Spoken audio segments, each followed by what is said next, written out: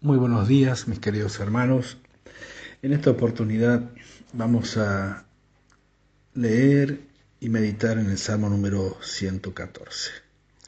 Como acostumbramos a hacerlo, vamos a guardar un momento para orar y posteriormente leer estos 8 versículos que lo componen.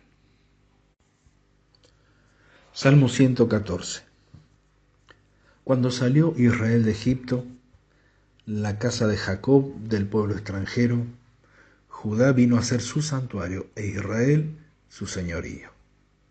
El mar lo vio y huyó, el Jordán se volvió atrás. Los montes saltaron como carneros, los collados como corderitos. ¿Qué tuviste, oh mar, que huiste? ¿Y tú, oh Jordán, que te volviste atrás?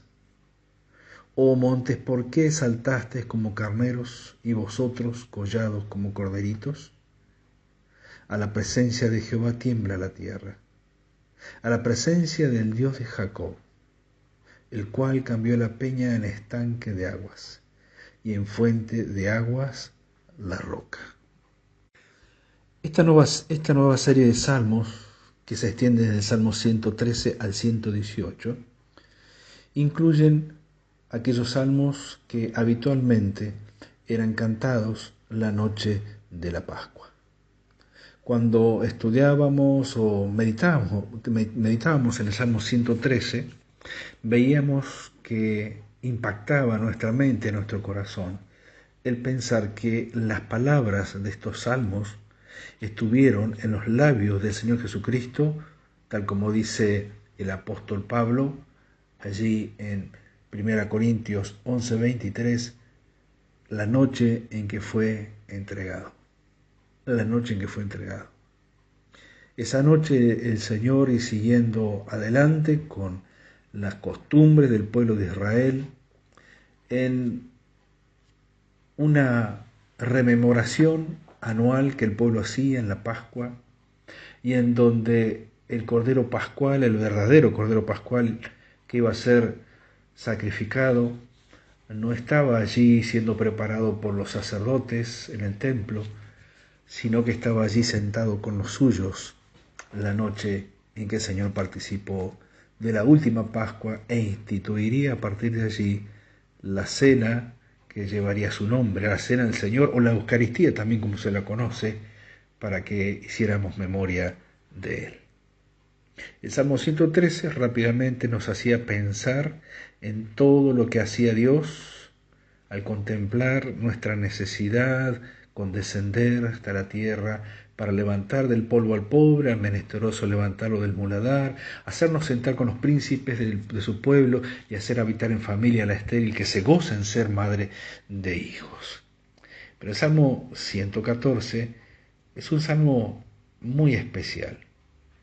Es un salmo muy especial porque en definitiva es un salmo de liberación o de recuerdo de la liberación.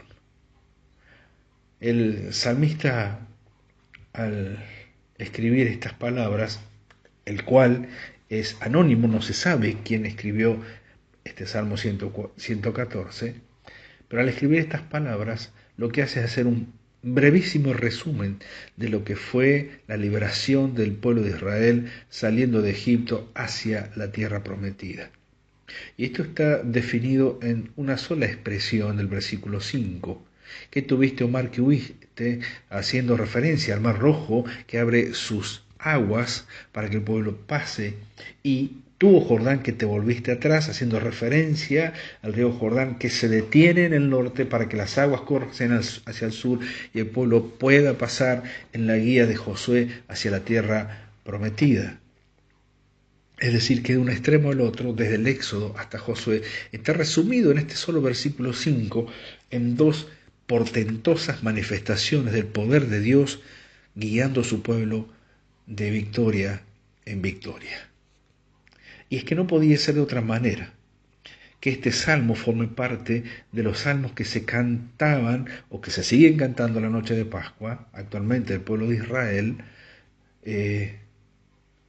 desde el 113 al 118. No podía ser de otra manera. Pero lo que he tratado de hacer cuando leía estos salmos era pensarlo desde la perspectiva del Señor cantando estos salmos.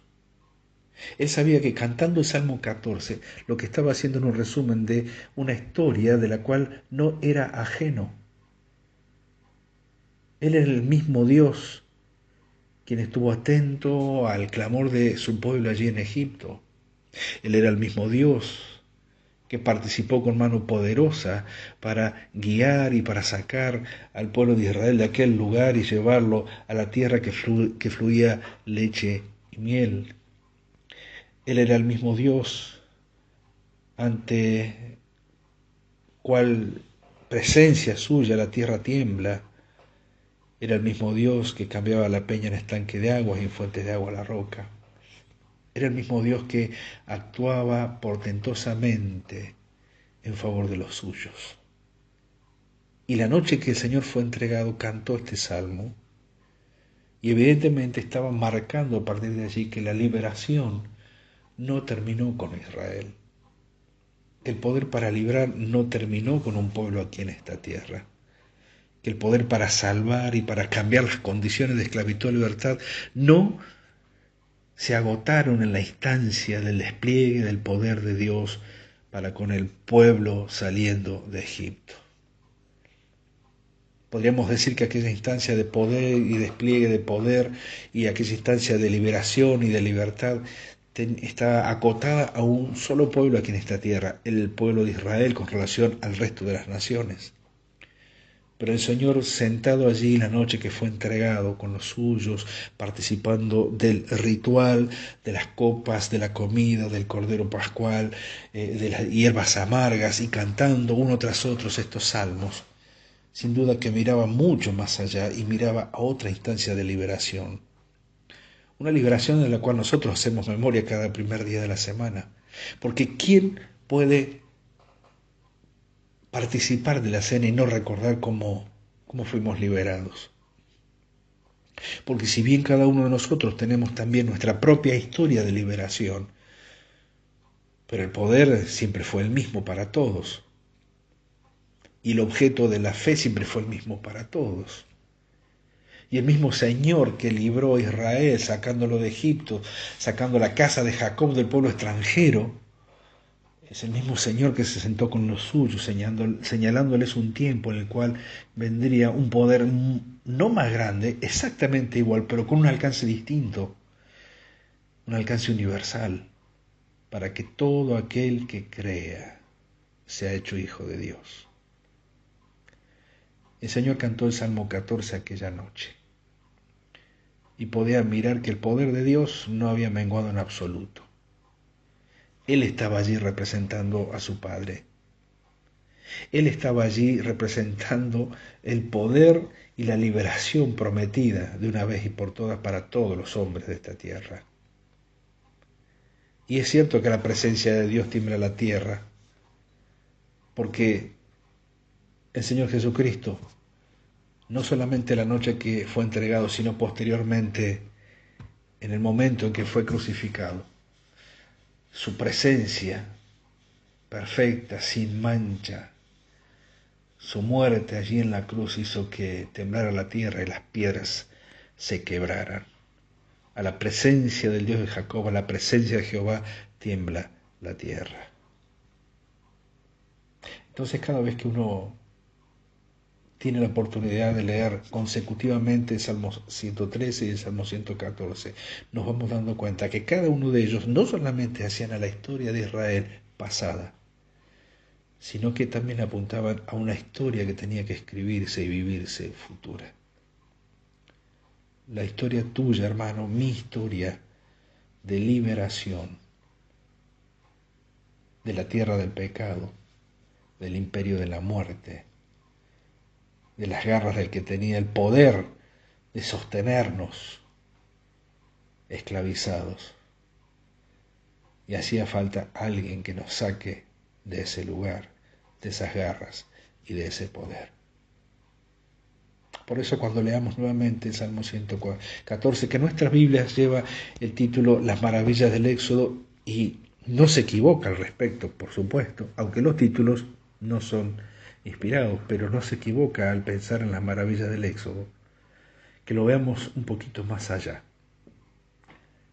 Veámoslo como un poder desplegado para un pueblo en el pasado, pero cantado por aquel quien desplegaría el poder de la salvación para un pueblo en el futuro. Y ahí estamos incluidos cada uno de los hijos e hijas de Dios. Que el Señor bendiga su palabra en este nuevo día.